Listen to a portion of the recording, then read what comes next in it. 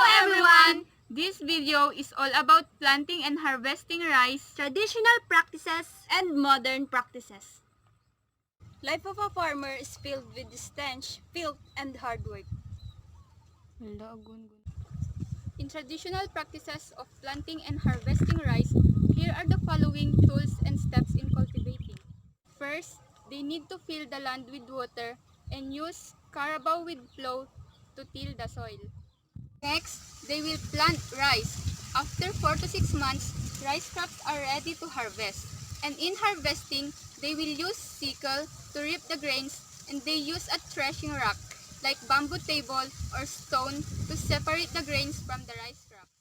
Nowadays, because of the power of technology, work becomes easier and faster, and farmers improve their rice production. Here are the following steps and tools in cultivating.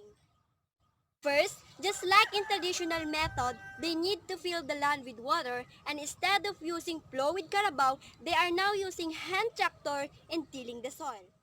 Next, they need to plant rice, put fertilizer, and spray insecticides.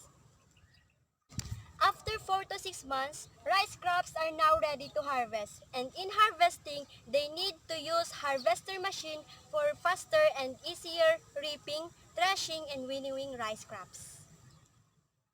Thanks to technology, works becomes faster and easier, especially in the field of agriculture.